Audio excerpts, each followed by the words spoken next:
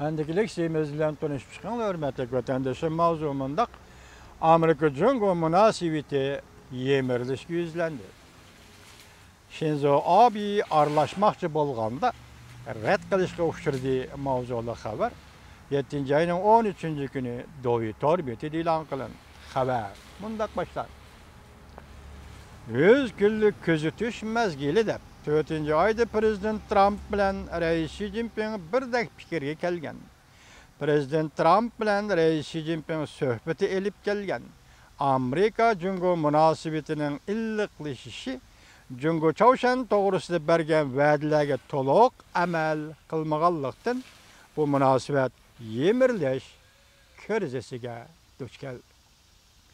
Lekin Jungo'nun qattiq besim ishiltishi orqali Çavşanga besim paydo qilmoqchi bo'lgan Yaponiyaning vaziri Shinzo Abe 20 davlat boshliqlari yig'ini mezgilida Reis Xi Jinping bilan ko'rishib, Amerika-Jungo munosabatini yaxshilashga tirishchanlik ko'rsatgan bo'lsa-mu, lekin hargiz bu tirishchanlik ko'ngildagidek natija bermadi. Ommaviy matbuotlar 7. ayning 13. günü xabar qilib mundaq ko'rsatdi.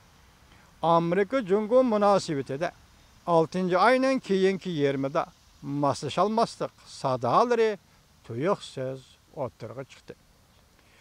Yadro so'naq qilishni izchil to'xtatmagan Çavşanni davr qilgan holda ikki davlat Amerika va Jungo bu masalaga qanday taqobil turish masalasida fikrda talash tortish yuz berib, qarama-qarshilik ciddi o'rlashga boshladi.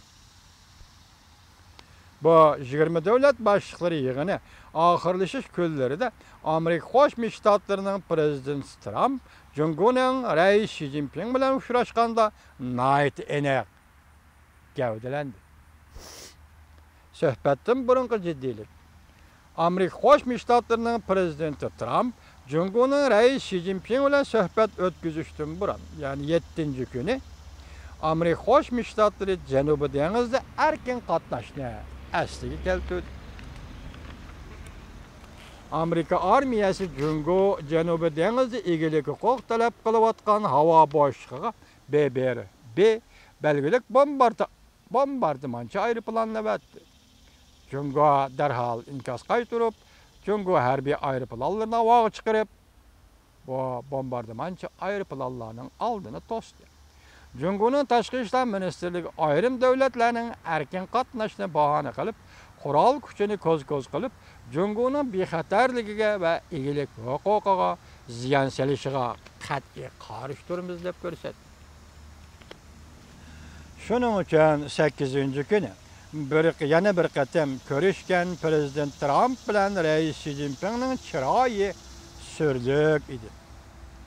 Barliq masalalarda birdaklik hosil qilgan bir ahvolda xatarli kayfiyat ichida suhbat oxirlashdi.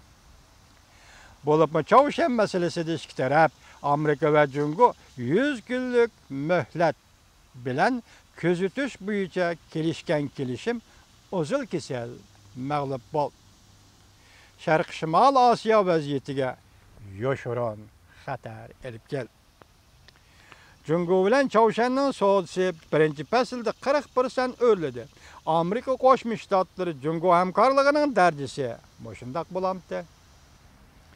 7. ayning 5. kuni Amerika Qo'shma Shtatlarining prezidenti Trump Germaniyaga berib 20 davlat yig'ini qatnashishdan burun Twitterda fikr qoldirib, tig' uchini Jungoga qaratdi. 7. ay kirgandan keyin Amerika Qo'shma Shtatlari Çavşan bilan pul muomala borda keldi qilayotgan Jungoning Dandong bankasini jazolash ob'ektiga aylantirdi. Balki Amerika Qo'shma Shtatlari Jungoning yana boshqa banklari Çavşan bilan tashqi privat masalasida yordamda bo'layotdi deb gumonlan. Jungo ham Amerikaning harakatlariga qattiq javob qaytardi. Amerikaning o'zining qonunidan foydalanib, boshqa davlatlarni cheklash huquqi yo'q deb ko'rsatdi. Demak, ikki davlat munosabati eng aniqki Çavşan yadro qurollari masalasi va Janubiy dengiz masalasida ziddiyatlar qaytadan yamanlaşdı.